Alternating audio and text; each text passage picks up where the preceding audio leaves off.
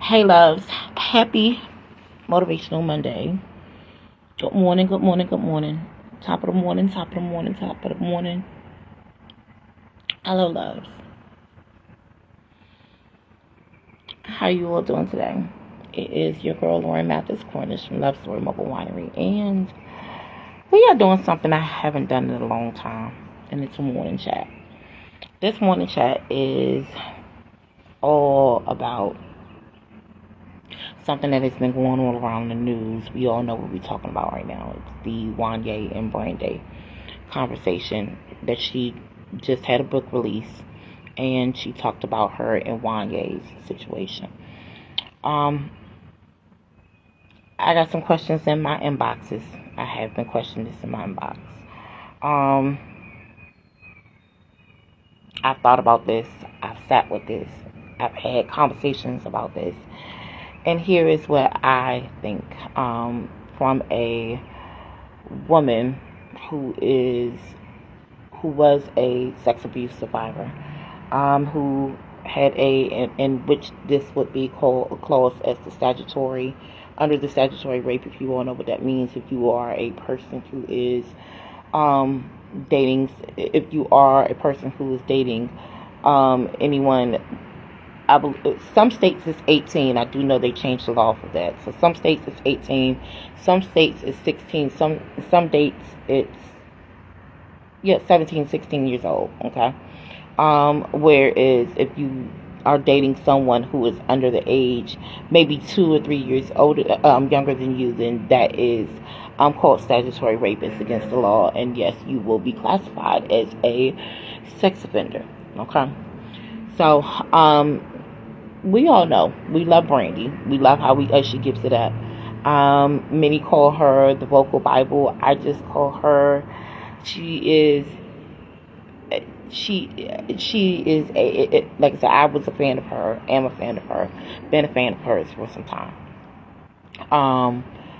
She bumped on my radio hard when I was a kid. Sitting up in my room. I Want to Be Down. Even Full Moon. He is Angel in Disguise.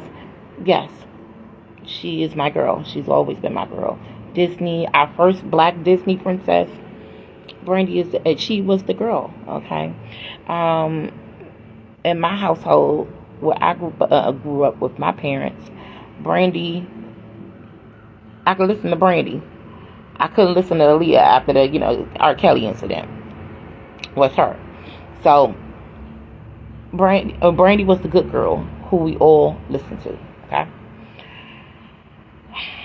And we all knew that she was messing around with Wanye. She has a book now, and she talks about how, yes, her and Wanye did, in fact, date. He was her first, and she said that she felt as if he took advantage of her. And yes, him being an older man, because he was older, he was in his 20s, she was still a kid when they met. They said 15, 16. And he said he was taking her down, and we all know what taking her down means, at 16 years old. And we all like, hold on, the real ones we know. This don't make no sense. Why would a grown man who is 18 and older, okay, want to talk to a girl who is still, even though she's in the music business, I get it, I understand, but even though she's been around, some things, because, in that industry, you are around some things, and which is in life, you're going to go through, and you're going to be around things. It's not just with celebrities. I mean, it happens with everyday, if you're human, you're going to have a human action and reaction experience out of life. It's just a part of life. And so she was a child. She said, even though the industry headed poorly, because like I said, we knew the truth that they were dating. Okay. She put it in a book. And so, like I said, we knew the truth. We knew that they were dating along. But here's the thing. It was wrong. And there's a part where the industry, but let's get to the root of the problem. The parents are responsible. Okay. She goes in and she tells them, that, hey, we had, a couple of year, relationship. She said that, he was he was also dealing with Anita Howard, and it was just a lot of manipulation and everything going on. He admitted it on the Breakfast Club that he admitted, he said, yeah, we dated when she was 15, 16 years old, and yes, she got it. Oh, she was definitely getting it. And I'm just going to say this. If you are number one, when dating, okay, the safety in dating and people that age, because I am a victim. My ex was my predator, okay, and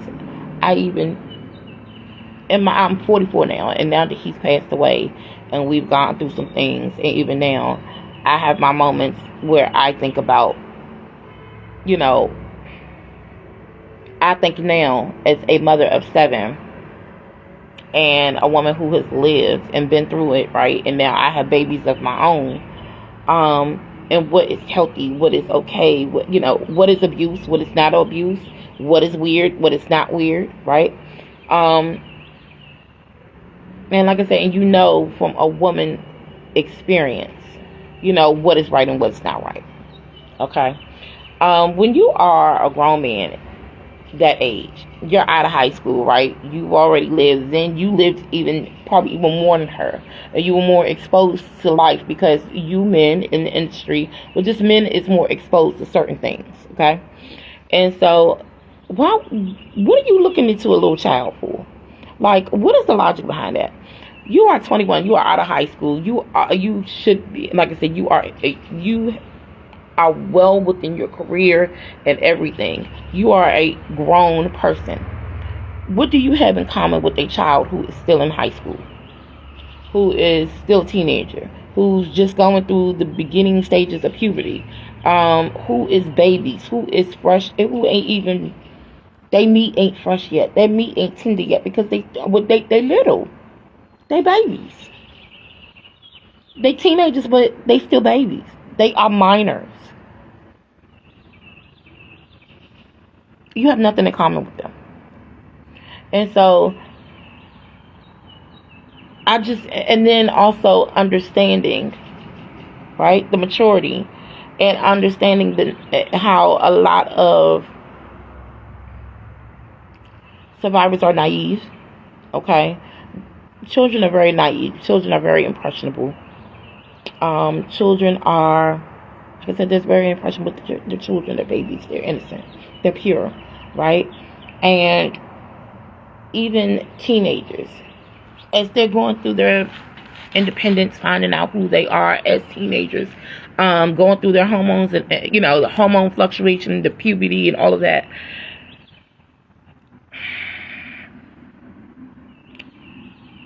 Older people play a part on that, and I don't understand why you would want to do that. What is the control, the dominance? That's all it is. The control, the dominance, okay, let me just say it like this. And I'm gonna just say this. I'm struggling trying to say it now.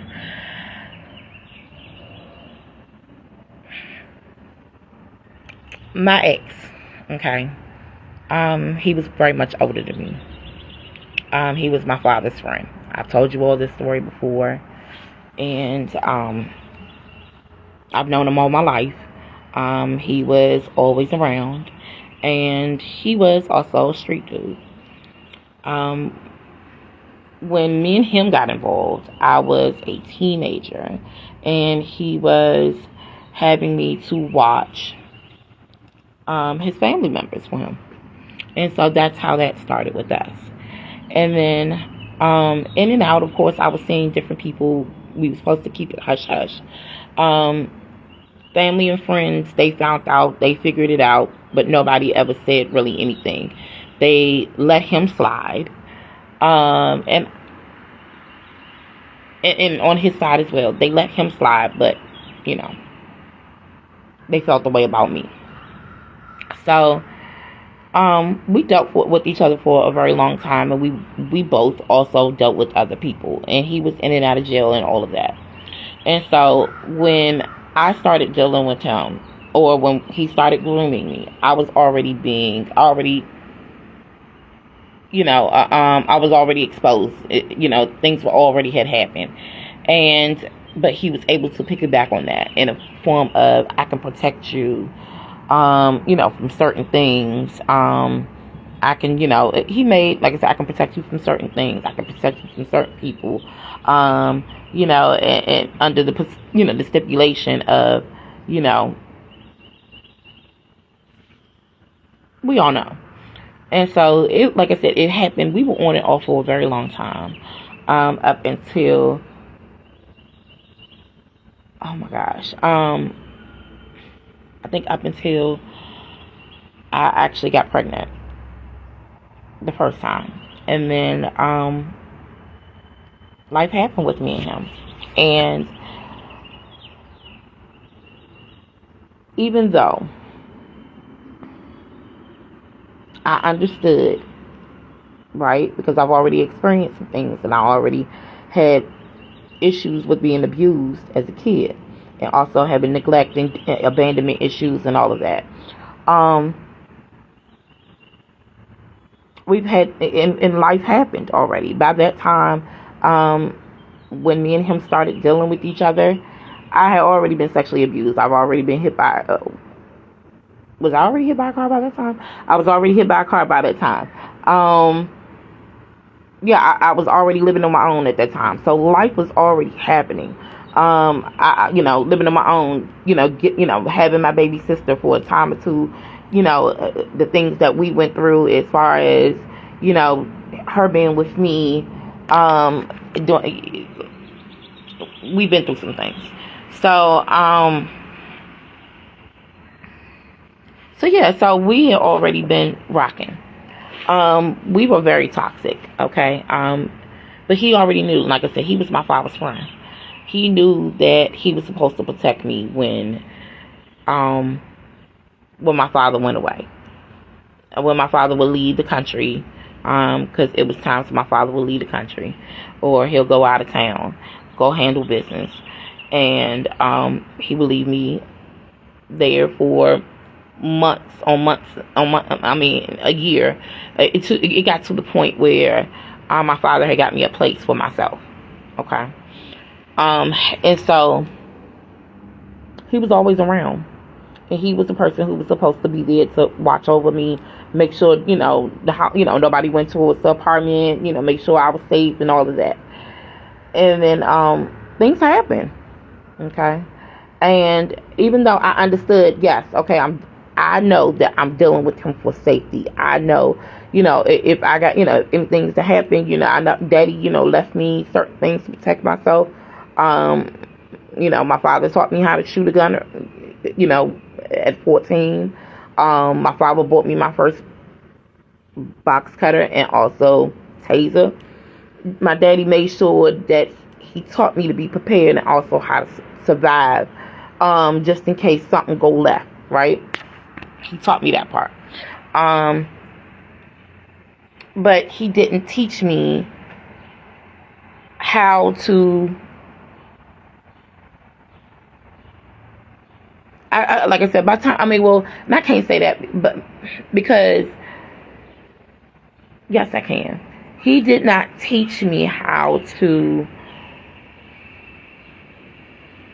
be mindful of the predators who will be your so-called family and friends, or who's supposed to be in your tribe to make sure your child is good.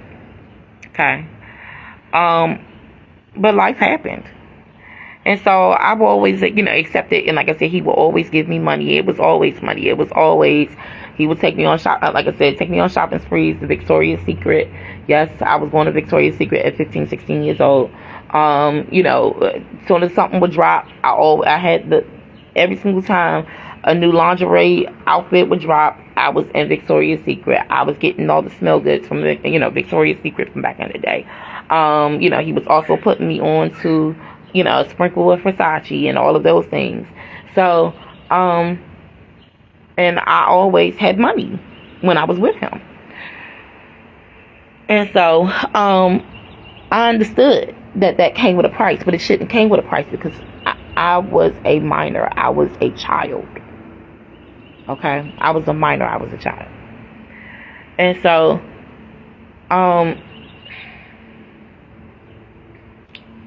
here's my take.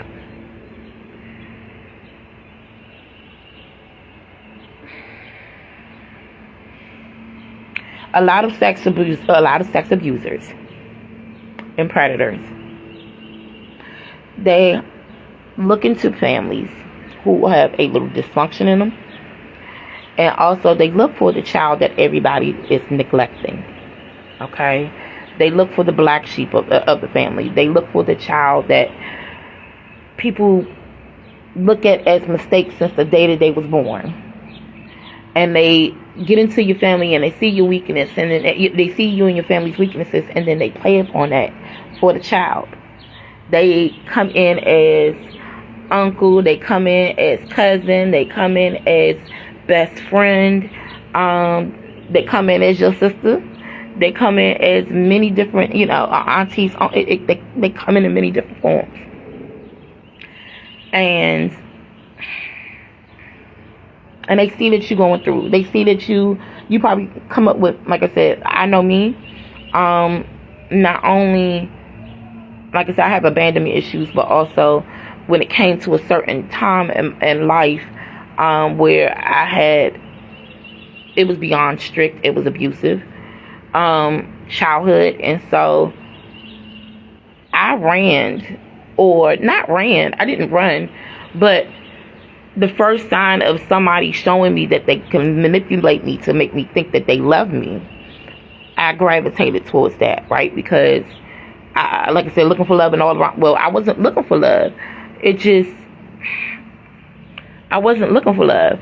It's just when I thought it was, if something that presented love at that time, or thought of love, I of course I accepted it in because I didn't have that. So we dealt with each other for a very long time, and so we went through things of him being on drugs. I ended up finding out what type of drugs after I had my oldest son, and I told him, because I don't deal with addicts. I come from a family of addicts. We all understand. I'm an 80s baby from DC. Grew up in the 90s. We all know what that era gets, right? And we all know the effects of that era and what it can do. And we all have family members, and we're not going to sit here and lie and say that we don't have family members who does not have a suffering, who has not suffered or has not been affected by drug addiction. Everybody has. So, but not understanding, he came about. Like I said, he was very toxic. He was very abusive. There was a lot of him going around, sleeping around with anything. I was like, hey, I ain't gonna play these games with you. I'm young.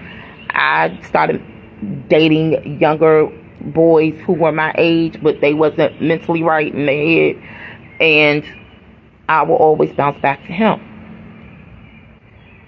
And so, but as I got older and as I became a woman and became a mother, and I started to see for myself what type of relationship that we had, that it shouldn't have ever happened. There were signs, and people knew that we were dating. His mother, she always knew. She called us. She couldn't stand me after she called us. And then she blamed me and said, oh, he can't, he got a, body on him. He can't, he can't go to jail. You can't tell nobody. But his mother, she was so nasty and so mean to me. That lady, she was the dirtiest, the grimiest lady I've ever known. When I say pure D hate, she's probably Lucifer's sister. That's her. She was evil. And, that lady was evil. Evil. And so she would, tell me to be quiet. Other family members who knew, they tried to tell me to hush about it and all this other stuff. And then eventually, when my father, he figured it out. I wouldn't be surprised if they didn't have a conversation. I know that they remained close. I knew what was. My father knew, and my father said, basically I was in good hands with him, even though dude was messed up. Okay.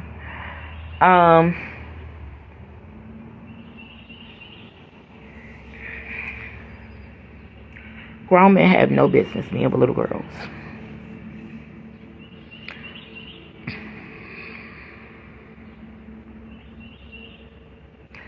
My ex death anniversary is coming up really soon. Actually in 2 weeks. And I've been thinking a lot, and especially dealing with his insurance and everything, and dealing with his death. I've really been thinking a lot out loud about all the things that has happened and all the things that has transpired and everything. And even, y'all remember when I got the check, and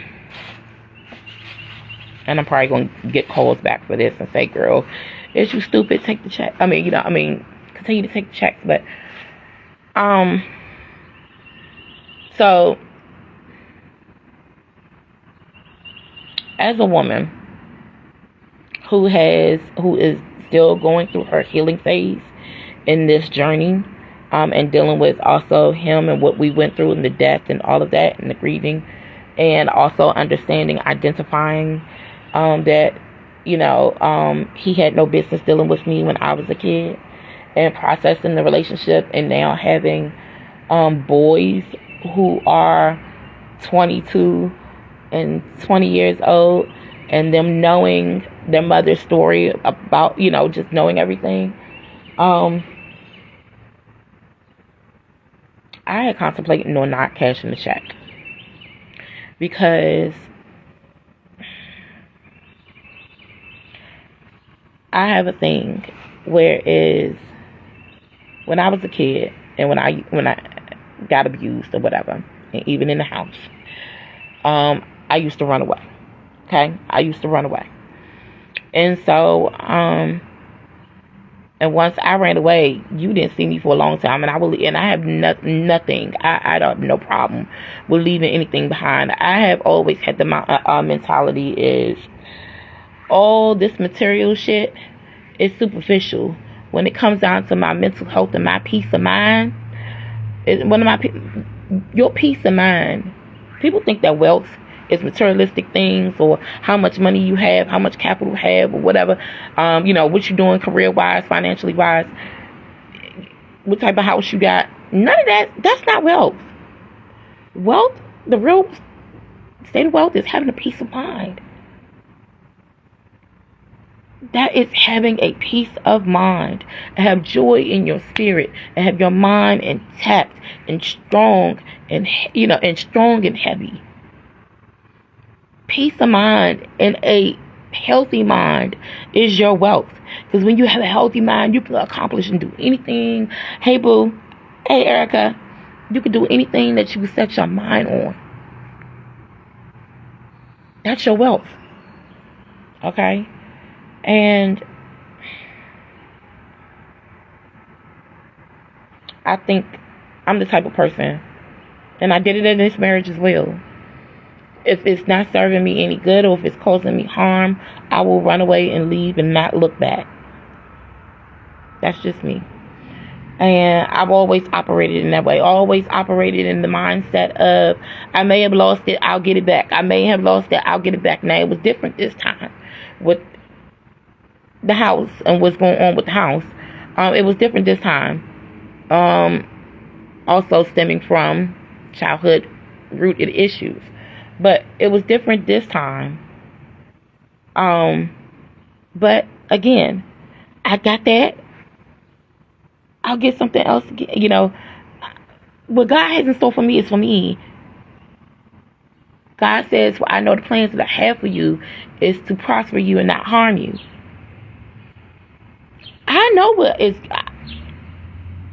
the next is better. Okay? So I have that mindset.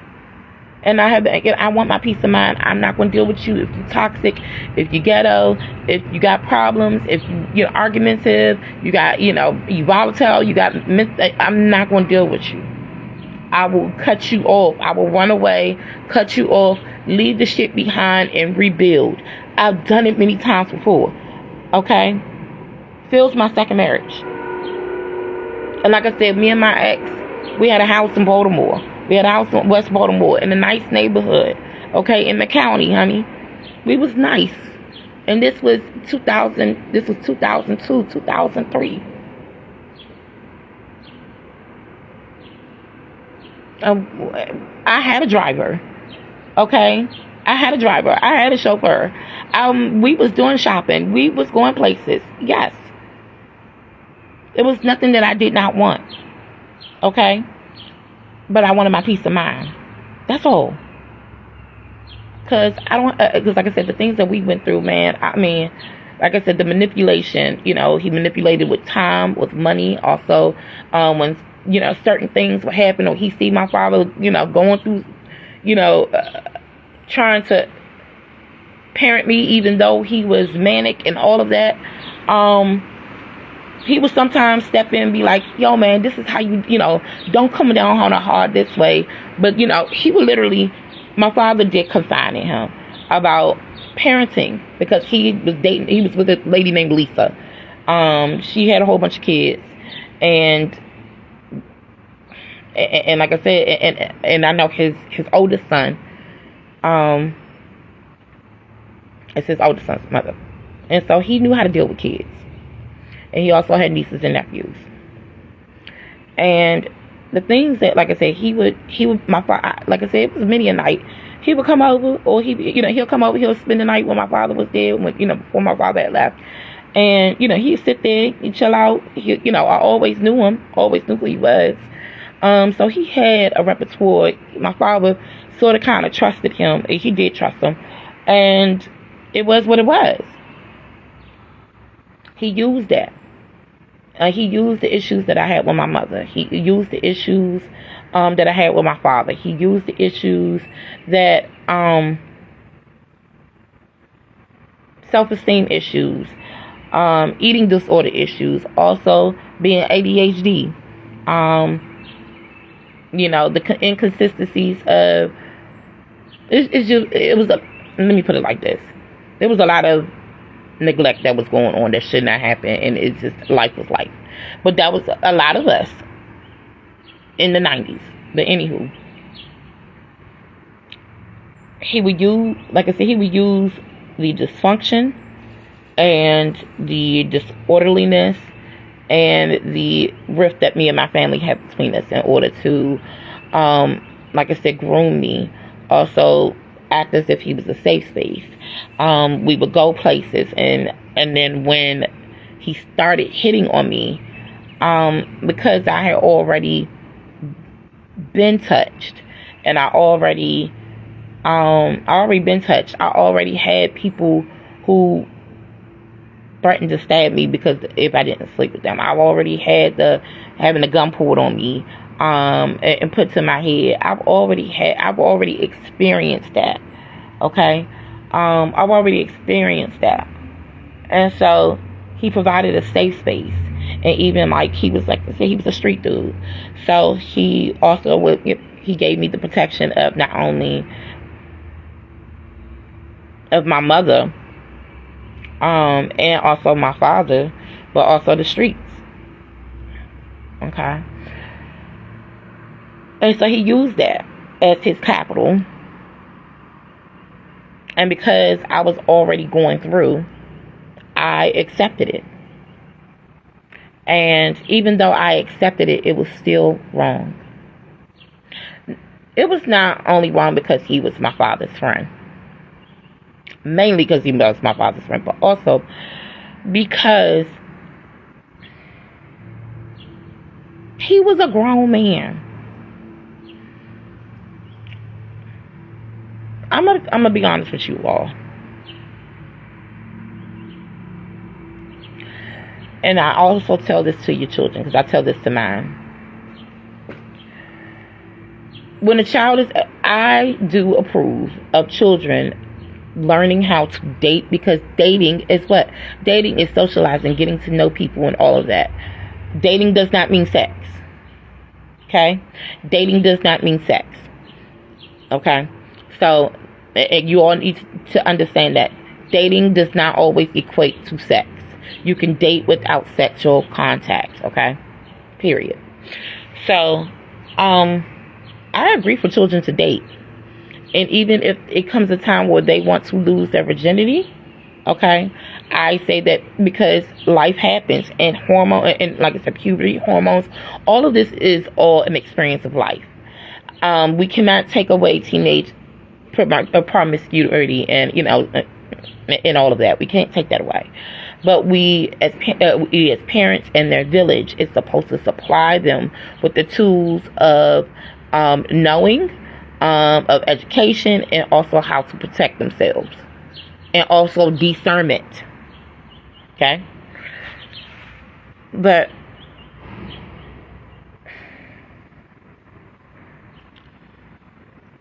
I believe that children should date. However, if there's levels to this. In my opinion, as a mother now, who has went through all the phases of dating, even when I wasn't supposed to, it should not be no more than 2 years. Because especially, and I'm going to tell you, the time that you should start allowing your children to date, I believe 15, 16 is absolutely fine. It's the perfect time. Okay? However, if they are 15, the person needs to be no more than 17. If you are 18 and above, you are an adult. You may be still a kid. Well, something, because a kid in mind. And yes, boys. We all know boys are less mature than girls, right? But still, if you are 18 and above, you should not even be thinking about a 15-year-old or a 16-year-old. Okay, you all are on two different levels. 2 different ages in high school. We all know the difference. Say, okay, a child is in what is it, freshman or junior? They are now on the same level as an 11th and a 12th grader. We all know that the 11th and the 12th graders, they give a whole different vibe. They give a whole different motion, a whole different feed, and they've already experienced things, and they're going through other things. And also, puberty-wise, they're also more advanced and going through some other things that a 15-year-old wouldn't be. Okay? And that wouldn't, and them going backwards and thinking, okay, so like this. I don't know, when I was in school, and I was 15, 16 years old, and even though, yes, okay, dating was a thing. Anybody who was in 9th grade, or anybody who was in 10th grade, or I had a thought process, I wasn't dating nobody who was younger than me. They immature. I was barely dating boys who was my age. But you all are now on the same level. And with that being said,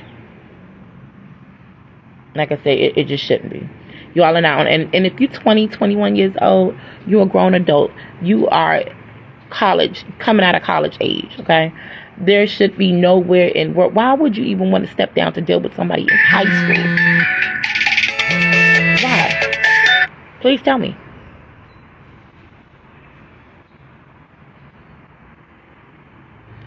You have no business being with a child, period, at that age. It is statutory rape. A minor cannot consent. You've experienced life longer. Why would you want to take the innocence of somebody who is younger than you? And as an adult, you should be held accountable. And I don't want to hear no one's blaming, because we often get this. The adults, instead of protecting and standing by the victims, they blame them. You know how many times I was told it was my fault that I was getting raped? Or I was told, well, You knew the consequences of your actions when you was, so Dickie, is your fault. You decided to deal with these men. You decided to, mess up your life. You decided to do this. But when I made the decision, I was a kid. I had no, and then I didn't have the guidance of a parent to teach me what womanhood was, how to date, what to accept, my worth. I didn't have that. I didn't have anyone to tell me and teach me. And yes, parents, mothers, we are supposed to teach our daughters what their worth. We're supposed to teach them about womanhood. We're supposed to teach them about dating and relationship advice. That's all. Yes, we're supposed to be the ones to teach them, to coach them, to cheer them on, to give them instruction, to tell them what to stay away from. Those are the conversations. That's a part of being an elder. We are supposed to teach. We are our children's first teachers, and we are supposed to teach them also the facts of life, and teach them what not to accept and what type of people to stay away from, and also dating advice and safety and how to protect yourself from sexual abuse, or a sex act, a sex crime happening to you, and also teaching you as a woman what type of, think about the longevity of who you want to lay down with. Also teaching girls before, get to know them, go on dates for at least. A man shouldn't even be, the thought process of sex shouldn't even be on the market before 6 months. When a man, and he has to court you, he has to date you, he has to he has to prove himself worthy to you. And you determine your worth. You negotiate for yourself, your worth. Teaching your daughters how to negotiate, not negotiating with her coochie. No, negotiating with here, negotiating with here, negotiating with here. Teaching her her worth. Teaching her how he has to show himself worthy of her.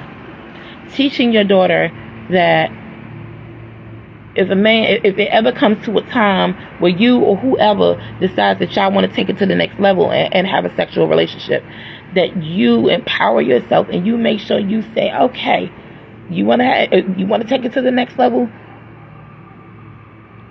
Go to the clinic, schedule doctor's appointment, do STD testing. You can find out the same day. Like I said, the best date that you can go on and that you can invest in a whole entire relationship is going on a date to the clinic.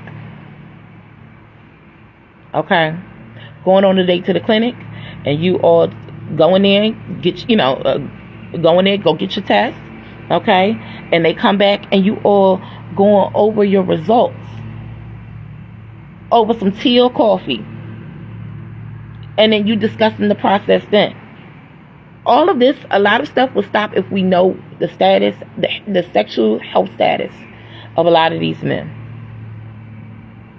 Or whoever we deal with. But also, knowing what is healthy. I'm going to tell you something. An older man will use his money, his career status, his stability, his capital. He will use his financial capital to prey on your girls or on your children, period, because it's men out here who be molesting boys as well. We listen, it happens.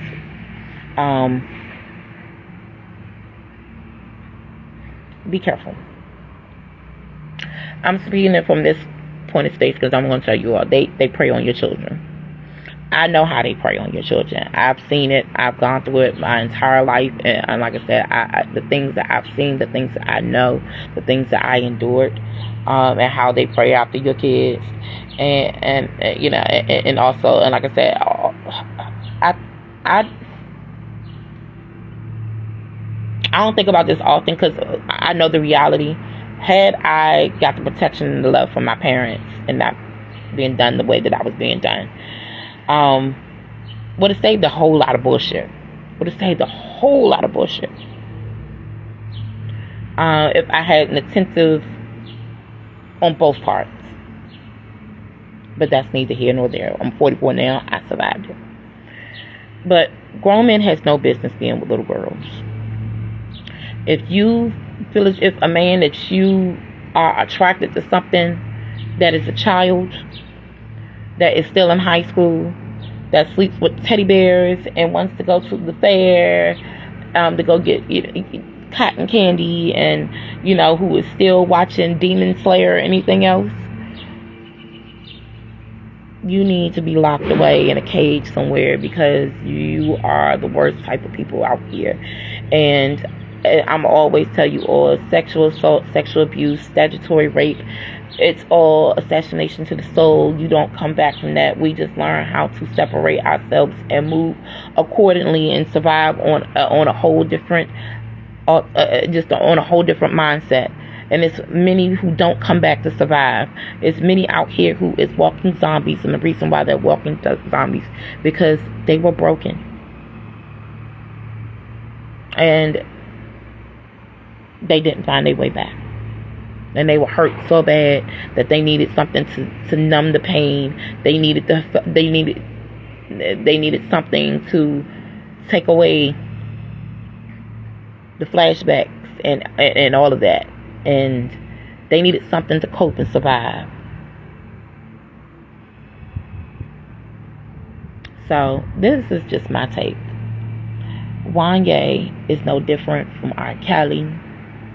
R. Kelly is no different. R. Kelly, Diddy, African Bambaataa.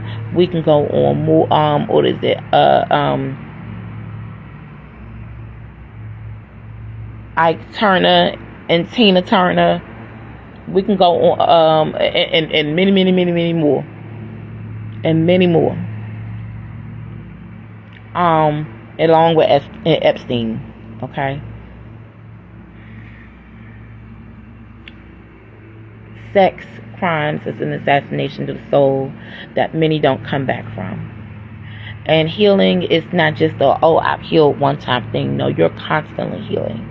Because even as you get older, and life begins to, like I said, life goes through its peaks and valleys, and you come to terms and you have your moments of you having a flashback.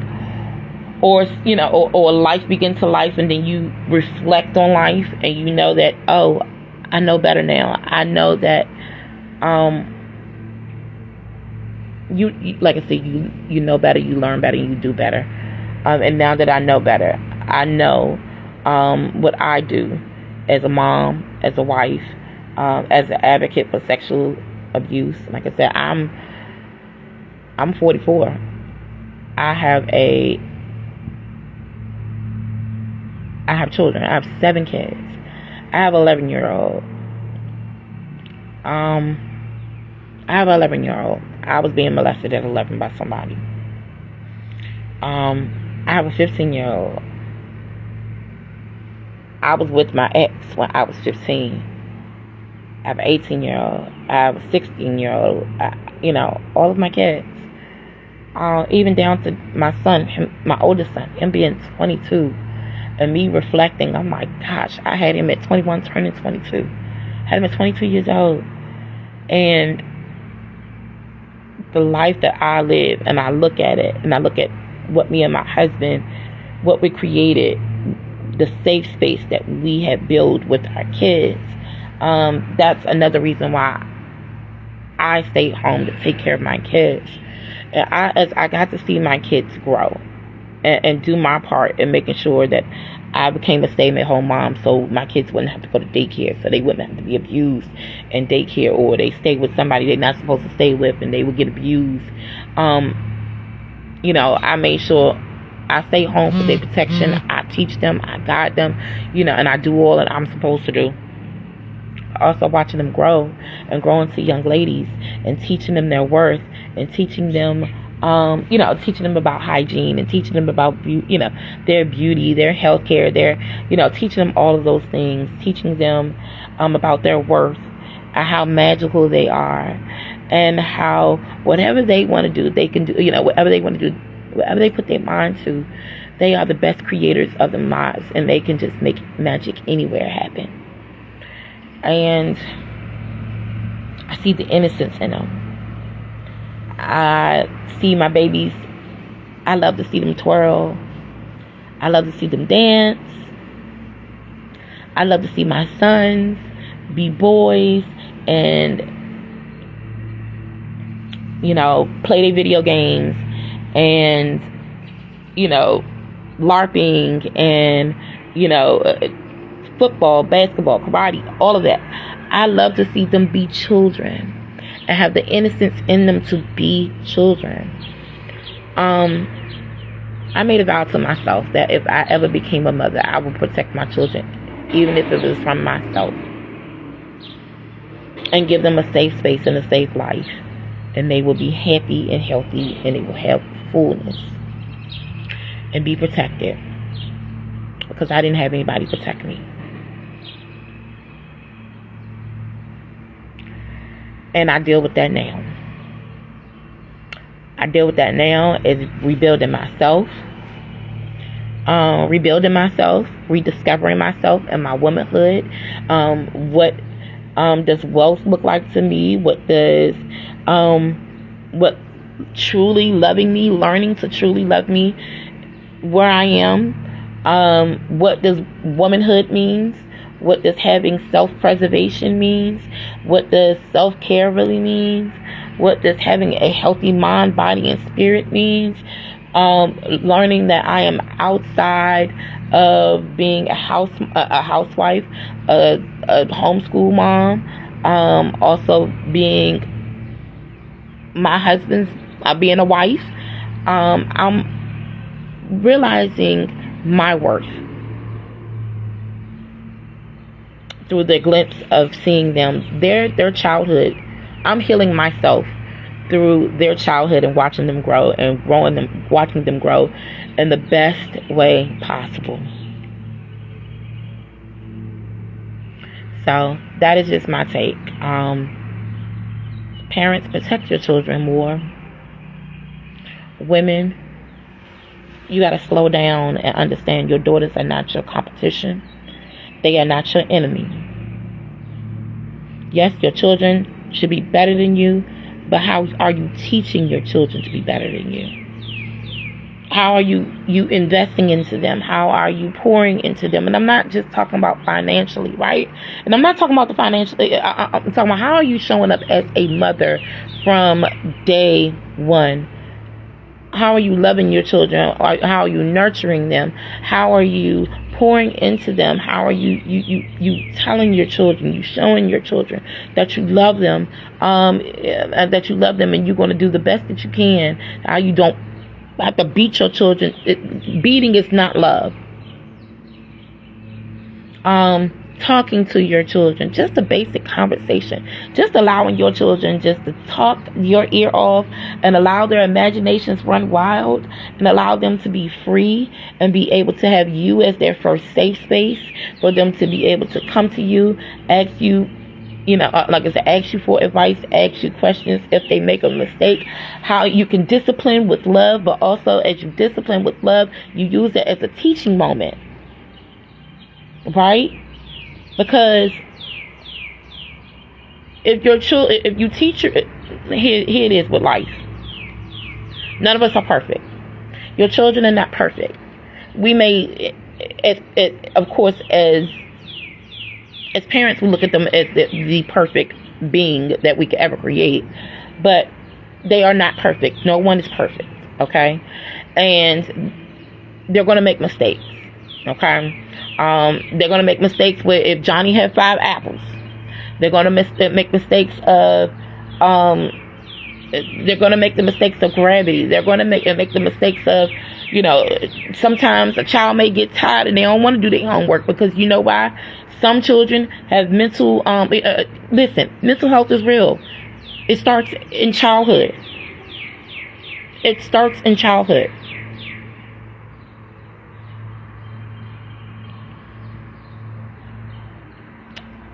Advocating for them. If they need something extra, not writing your children off if they have special needs. And even when girls start to date or boys start to date, you teaching them, you guiding them, you showing them, look, this is the type of man, or this is the type of suitor that you should, that you should choose. These are the signs of what not to, or what not to choose. Sometimes some people, and yes, some people can hide some stuff, but I also believe that there's always, teach your children about honoring the power of discernment within themselves. Teaching your children how to trust themselves.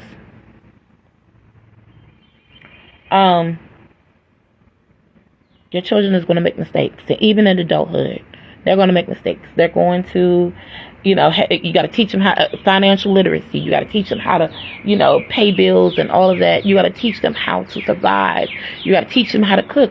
You got to teach them how to shop for themselves. You got to teach them, how to do resumes. You got to teach them, the workforce. You got to teach them also showing them how to do a bit, how to start a business and all of those things. You have to teach them every essence of life. Parenthood doesn't stop when they're 18. Parenthood is forever. But parents, you got to love on your children and protect your children. And you also have to be your first children's teachers. Because if you don't, somebody else will. And the wrong person can teach your child and lead your child down to destruction. Okay? Love on your babies. And if you are the type of parent who has gone through something and your children has experienced sexual abuse, do your due diligence to make sure your child gets the proper health care, whether it's physically, but definitely mentally. Definitely mentally. That's first. This, with your mind, is your most powerful organ on the planet. That is, like I said, your peace of mind, your mental health is your wealth. Okay? If you are mentally bankrupt, if you have mental illness that you are, if you're going through PTSD, anxiety disorder, a chemical imbalance, and all of that, if you have something that is affecting it, and that can make you mentally bankrupt, teaching your children self-awareness, survival mode. Like I said, not only with teaching them how to start a fire, how to put out a fire, 911, CPR, but also teaching them what to look out for in predators.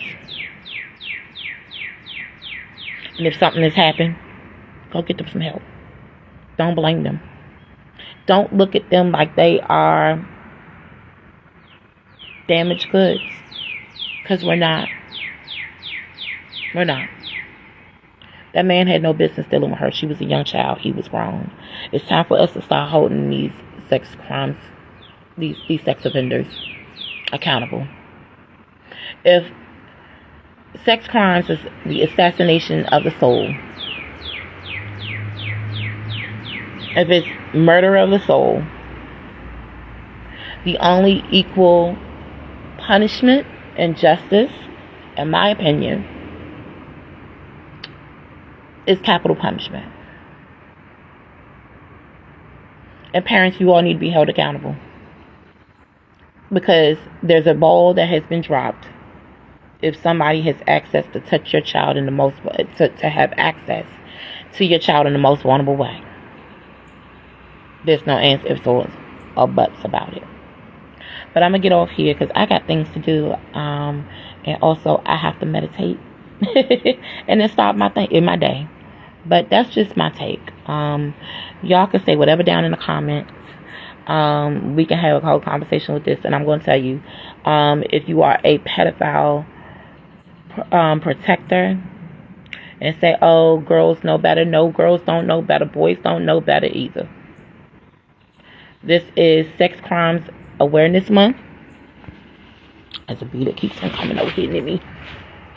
It's been doing that all morning. It's irritating me now. But sex crimes, if you're a grown person, and if you are sitting up here saying, oh, well, this person knew better, and blaming children, you're a deplorable human being, and children shouldn't be around you. And people need to also put you on the list, because even people who are predator protectors, you're part of the problem too, and you shouldn't even survive. Period. But drop it down in the comments. I got through this. This was a little doozy. I didn't first approach this topic because I was already going through my own little thing and dealing with behind the scenes with the kids. Also dealing with my ex. Yes, I did cash it. Yes, I do understand of the pay me for my pain. I am going to get paid for my pain. I will continue to accept. And I actually have to have a meeting with them this week. Life insurance people about the finalization of everything. So, but yeah, that's just my opinion. And also another thing, there should be reparations for child sex survivors. If you are a child or now an adult and you experience sex crimes happening to you, and if the state knew, or if your city knew that this was a predator and he was an ongoing predator, the survivors absolutely should be able to get reparations. So, anywho, I'm going to get off here. Like I said, I got things to do. I got to meditate this off of me and go about my day. Alright, so y'all can comment down below. I'll talk to y'all later. Bye.